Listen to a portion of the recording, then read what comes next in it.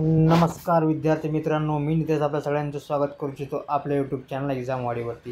विद्यार्थी मित्रांनो, नुकतीच एक नवीन जाहिरात प्रसिद्ध झाली ती म्हणजे IOC भरती 2023 म्हणजे इंडियन ऑइल कॉर्पोरेशनमध्ये ही भरती असणार आहे आणि 467 जागांसाठी ही भरती आहे। चला तर व्हिडिओला सुरुवात करून संपूर्ण माहिती आपण बघून घेणार आहोत। याच्या 467 जागांचे विश्लेषण आपण बघितलं तर इंजिनिअरिंग ज्युनियर इंजिनिअरसाठी 198, ज्युनियर इंजिनियर P&U साठी 33 आणि ज्युनियर इंजिनियर PU आणि OM साठी 22, ज्युनियर इंजिनियर असिस्टंटसाठी 25, ज्युनियर इंजिनियर टेक्निकलसाठी 50, तर ज्युनियर टेक्निकल असिस्टंटसाठी 24, ज्युनियर क्वालिटी कंट्रोलसाठी 21, असिस्टंट फायरसाठी 27, इंजिनियर असिस्टंटसाठी 15, इंजिनियर असिस्टंट मेकॅनिकलसाठी 8, इंजिनियर असिस्टंट T&I साठी 15 आणि टेक्निकल अटेंडन्ससाठी 29 अशा टोटल 467 जागा असणार आहे।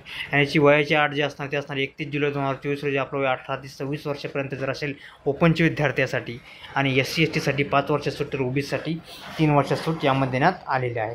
नोकरीचे ठिकाण संपूर्ण भारतात असणार। आवेदन फी जी असणार ते असणार जनरल OBC आणि EW साठी 300 रुपये, तर SC ST आणि PWला फी नाही आहे।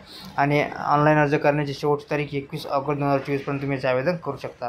परीक्षा असणार सप्टेंबर 2024 मध्ये।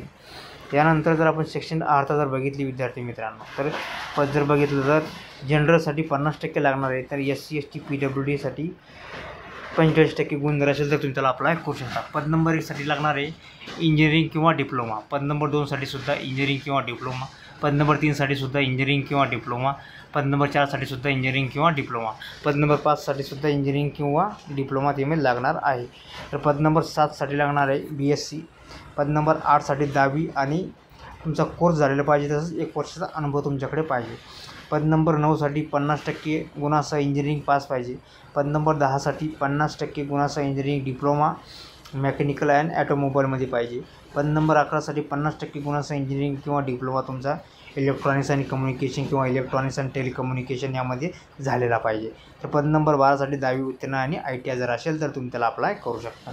आणि जास्तीची माहितीसाठी याची लिंकमध्ये डिस्क्रिप्शनमध्ये याची जाहिरातीची लिंक दिलेली आहे, त्यावर लिंक क्लिक करून तुम्ही जाहिरातसुद्धा बघू शकता की कोणत्या कास्टला कसं काय तुम्ही आवेदन करायची याची लिंक डिस्क्रिप्शन बॉक्समध्ये आहे।